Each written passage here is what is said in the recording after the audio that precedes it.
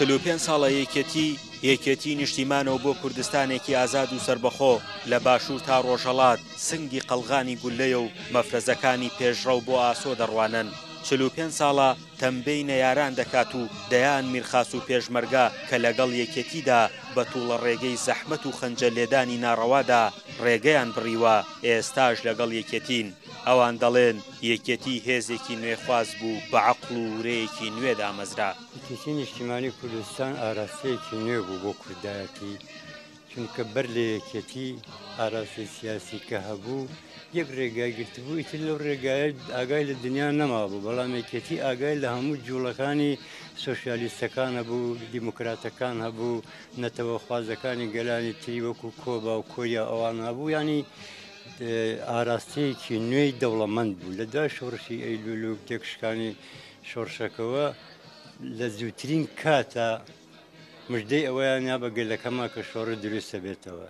چه ئەوانەی لە دەرەوە بوون وەکو جەنابی ڕەحمەتی مامجەلال و کاک نوورشیروان و هاوڕێکانیان، چه ئەوانەی لە ناو ڕێخستنی شارەوە و کاک شەید ئارام و کاک مەلا بەختیار و هاوڕێکانیان یەکسەر هەموو ئامادەی خۆیان دەربڕی بۆ هەڵگیرسانەوەی مەشغەڵانی شۆڕشی نوێ وەکو یەکێتی نیشتیمانی کردوێتی بە بەرنامەی خۆی. ئێمە وەکو پێشمەرگەدێرینە دانەبڕاوەکانی نووسینگەی هەڵەبجە پیرۆزبایی بە بۆنەی یادی 45مین ساڵ ڕۆژی دامەزراندنی یەکێتی نیشتیمانی کوردستانەوە پیرۆزبایی لە خەڵکی تێکۆشەری خەڵکانی کوردستانەکەین.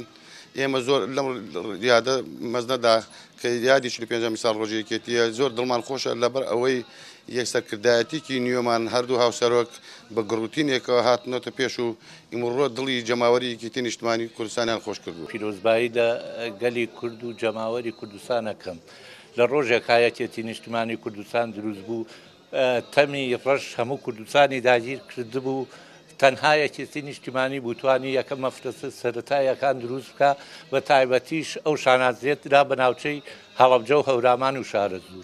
من وەکو پێشمەرگەیەکی 76 سەرەتای شۆڕش کرد لەم منتیقا هەڵگرسێنەری شۆڕشی نوێی گەلەکەمان بووین. ئەو کاتە هیچ هێزێکی سیاسی ئەو تۆ نەبوو پشتگیری میلەتی کورتکاکە لەو لەژێر شاڵاوی حیزبی بەعسا دیاتەکانیان وێران کرد، پێشمەرگەکانیان شەهید کرد، خەڵکی کوردستانیان هەموو بە ئەسیری سژنیانەکردن و زیندانیانەکردن.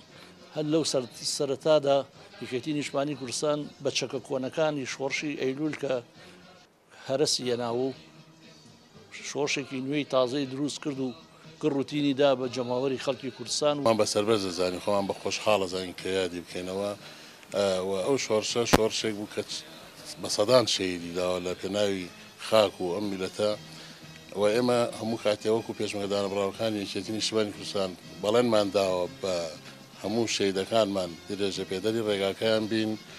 هەباڵان و دۆستان و لایەنگران و وارسی شەهیدان و پێشمەرگەدرینەکان و زیندانیانی سیاسی دەکەین.